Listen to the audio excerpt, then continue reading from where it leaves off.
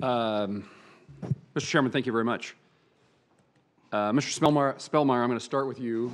We've had conversations about this topic, and I know this has been talked about in this hearing, but I would put in the record, I continue to find the Mobility Fund Phase 2 eligibility map to be inadequate. I've had that conversation with the FCC commissioners. We've had that conversation in person. We've had this conversation in hearings in this room.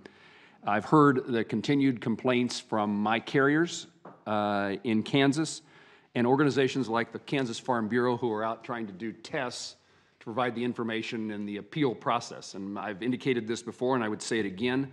It is troublesome to me that the FCC has a map that they know is faulty, they know is failing to meet its purposes, and the only solution that they have provided is for an appeals process, which means government is shifting the burden to people without the finances, the resources, the time, and ability to correct a map that we know fails us.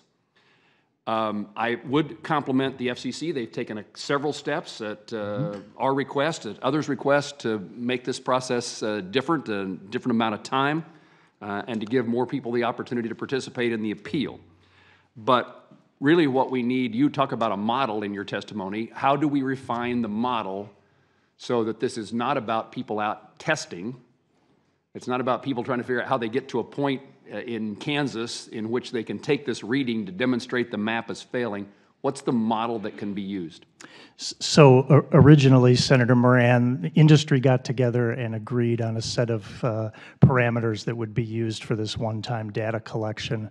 That agreement was based upon the way we engineer our own networks, things like cell edge probability and cell loading factors. When that went to the FCC, unfortunately the FCC watered those standards down, introduced a much higher error factor, an allowable error factor into the map, and once you've created 4 maps with a 20% error factor and overlaid them on each other, you end up with a real mess. So I fundamentally think we need to go back to what was originally proposed by industry, quickly seek comment on it, and tighten down on those error factors so that we can get a better model, and then we don't all have to drive around in a circle. This map and the appeal process will not end in a satisfactory result. We need to move ourselves away from this and begin again?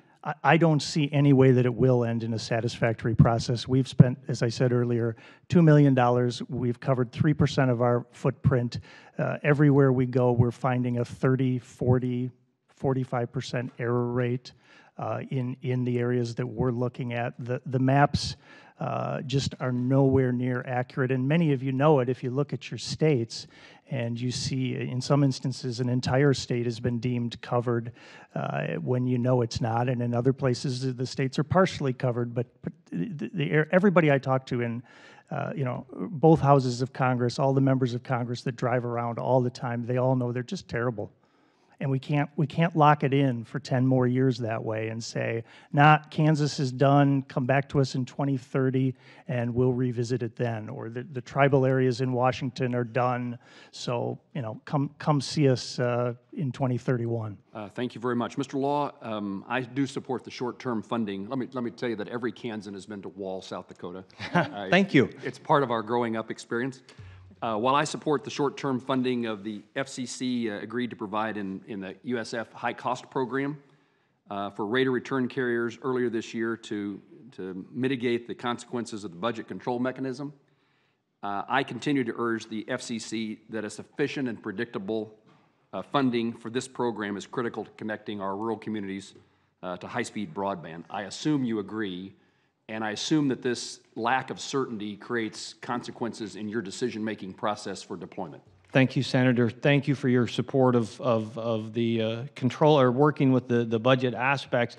In response to an earlier question in terms of the planning cycle for networks as a telecommunications provider is a multi-year cycle. Just to plan it and deploy it, and I'll say get it in the ground or hung on the poles and delivered to the house, is a several-year process. So in my organization, we're talking about what we would like to be doing in 2020 and 2021 right now. That is years out, but with the overhang of really an uncertain and wildly varying budget amount or potential funding available, the willingness to take a risk on funding that not only may not be there, but may be significantly less than the funding that we have today, causes us to look at less broadband upgrades instead of more at the time that a national priority is more rural broadband. Thank you very much. Mr. Chairman, have I bragged sufficiently on South Dakota that I can ask a third question? Thank you.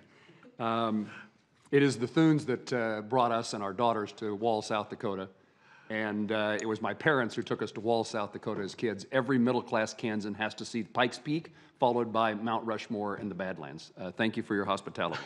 You good? Okay. So this, again, for you, Mr. Law, is I want to talk about the Farm Bill.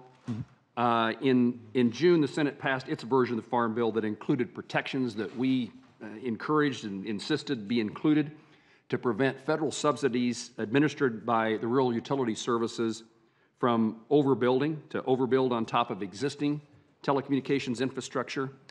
These protections were left out of the House Farm Bill, and I just would like you to confirm that you and others would be supportive of the Senate version on this issue.